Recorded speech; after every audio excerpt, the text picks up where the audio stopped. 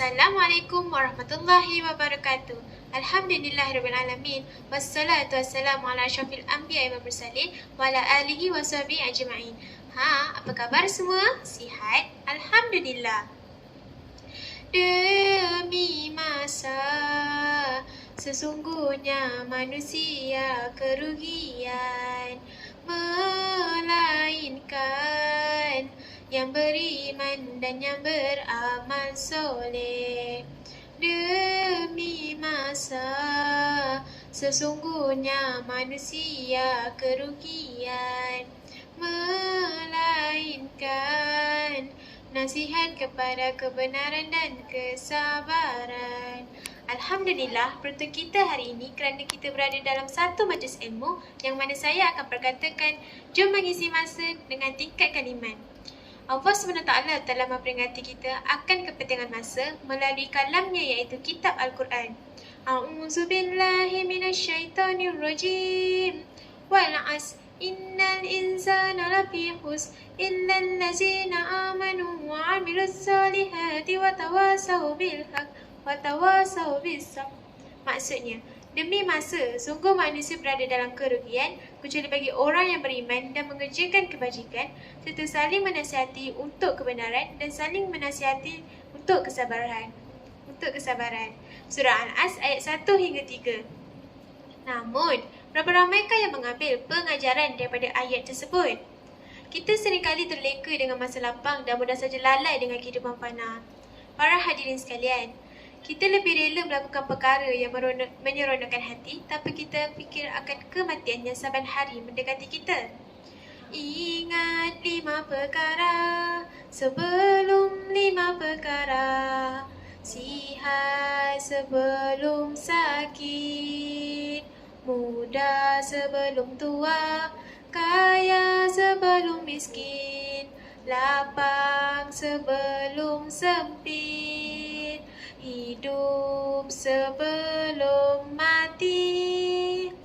Muslimin dan muslimat sekalian, ada 3 golongan manusia. Yang pertama, ada manusia yang mampu menguruskan masa dengan baik sehingga setiap detik masa diinfakkan untuk melakukan kebaikan. Kedua, ada manusia yang tidak tahu menghargai masa dan seringkali melakukan perkara yang menyeronokkan hatinya sahaja. Ketiga, ada manusia yang pada mulanya mampu menguruskan masa dengan baik tetapi tak tahan lama, akhirnya melakukan tabiat yang lama. Mengapakah perkara ini sering kali terjadi? Sabda Rasulullah dalam hadis riwayat Ibnu Hibban mengatakan, iman itu kadang naik kadang turun, maka perbaharailah iman kalian dengan la ilaha illallah. Itulah sebab pertama mengapa manusia seringkali culas dengan pengurusan masa.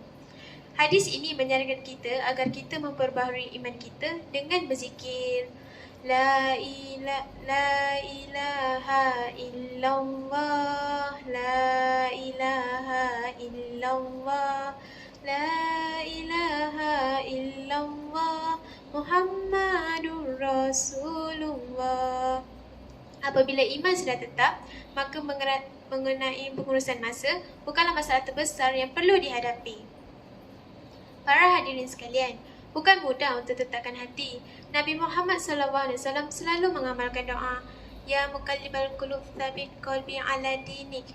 Wahai Rabb yang membolak-balikkan hati, teguhkanlah hatiku pada agamamu. Nabi yang tidak pernah buat apa-apa kesalahan seringkali meminta agar tetapkan hati. Apatah lagi kita yang manusia ini sering melakukan dosa. Sudahkah doa ini dilazimi di bibir kita semua?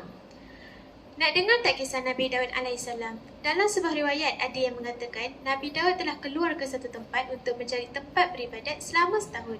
Setelah genap setahun, beliau pun berdoa kepada Allah, Ya Rabb, telah bongkok bongkokku, telah lemah mataku dan telah kering air mataku. Tetapi aku masih lagi belum tahu bagaimanakah keadaanku. Lalu Allah SWT menyuruh katak yang berada di tempat itu menjawab persoalan Nabi Daud itu. Dengan izin Allah, maka berkata katak itu, Wahai Nabi utusan Allah, apakah yang membuatkan kamu mengira-ngira akan ibadat kamu yang setahun itu? Demi Allah yang mengutus kamu menjadi Nabi. Aku pun telah hidup di hutan ini selama 30 tahun, sentiasa bertasbih, bertahmid kepada Tuhan. Walaupun begitu lama, sendi-sendiku tetap rasa gemetar kerana takut akan Tuhanku. Nabi Daud yang mendengar penjelasan dari kata itu pun menangislah baginda dengan penuh rasa kesal. Pengajarannya, kita hendaklah melakukan amal ibadat dengan ikhlas tanpa kita menghitung akan amalan yang dibuat. Semoga kita dimasukkan di golongan yang disayangi oleh Allah. Saya berucap memberi nasihat diberi hari Jumaat. Masa berlalu sangat cepat, jadi hargailah ia setiap saat.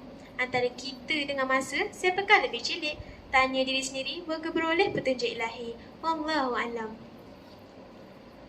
Assalamualaikum warahmatullahi wabarakatuh. Sekian, terima kasih.